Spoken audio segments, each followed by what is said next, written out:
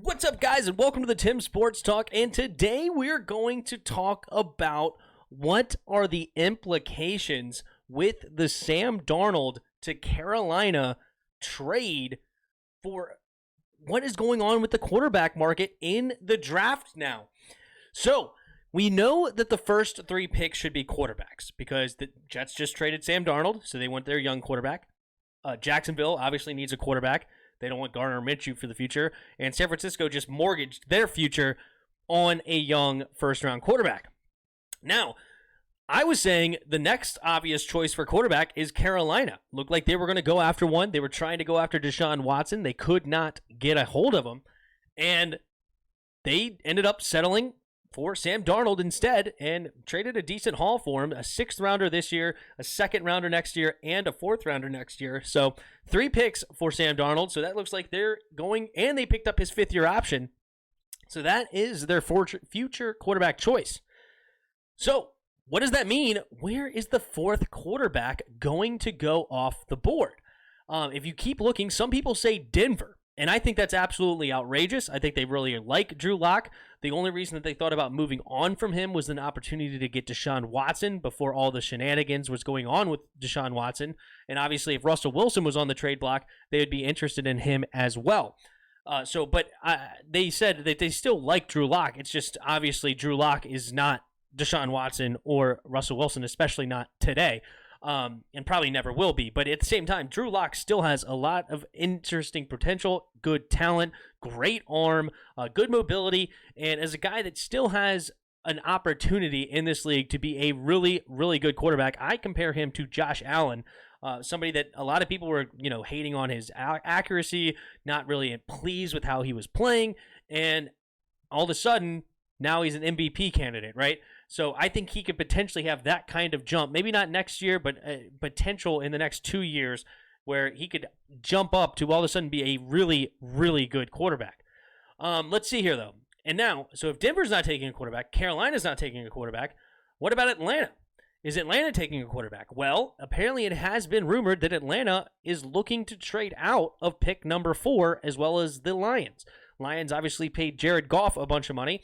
Trading away Matt Stafford, they took him instead. So now you have Atlanta wants to move out. So if they wanted to move out, you can't imagine they're pleased with one of the quarterbacks on the board. So they're probably going to stick with Matt Ryan for a few years. And Matt Ryan, he's getting up there, but he's still 37. And you could still have another 3-4 years of solid production, especially with how long quarterbacks are playing nowadays. So if Atlanta's not taking a quarterback, Carolina's not taking a quarterback, Denver's not taking a quarterback, we know Dallas has just signed Dak. Giants, they still have Daniel Jones. Are they going to use one of them? I don't know. They're setting up Daniel Jones to seem like he's going to have one more rodeo. And so I think the Giants will still not take a quarterback. They're going to try to help their young quarterback, especially since their nice team, their team is building up really nicely. That is for the Giants. Well, San Francisco, so the Eagles obviously traded back from 6, and at the time, I don't think that they saw any opportunity to have a quarterback there sitting at 12. So I think they like Jalen Hurts. They'll probably just rock with Jalen Hurts and take somebody available there. Chargers obviously have Herbert. Minnesota has Kirk Cousins. Now we come to the next team that might be interested in a quarterback, and that is the New England Patriots. So we're already 15 picks in, and there's going to be 2 quarterbacks left out of the top 5. And does New England go ahead and stand pat and grab one up there, right? If they like somebody like that Mac Jones fell or Justin Fields somehow falls, I think Justin Fields is going to end up going number 3. Or if they like a Trey Lance opportunity, they could snag one at number 15.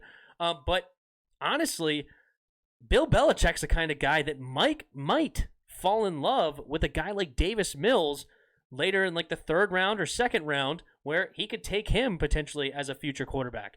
Or maybe he ends up liking a Kyle Trask or a Kellen Mond, where all of a sudden maybe they don't take a quarterback here and instead go ahead and hop on a falling Micah Parsons or a falling Caleb Farley with the back injury, who seems to be a nice shutdown corner when healthy.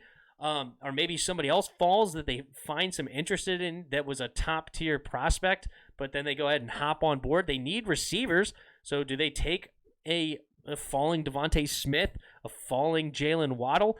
Who knows?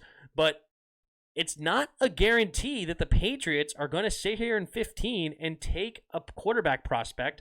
But let's say they do. Arizona obviously has Kyler Murray. Las Vegas obviously has, what's his name? His name just went out of my head. Derek Carr. Miami obviously has Tua. Now it's Washington and Chicago. The two teams that need the quarterback the most are sitting here at 19 and 20. Who is going to be that team here to move up and potentially take one of these guys?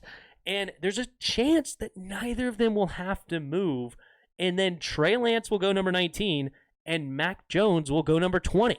If the Patriots decide they don't want one of those guys, Washington and Chicago could sit there at 19 and 20 and get a top tier quarterback prospect, right?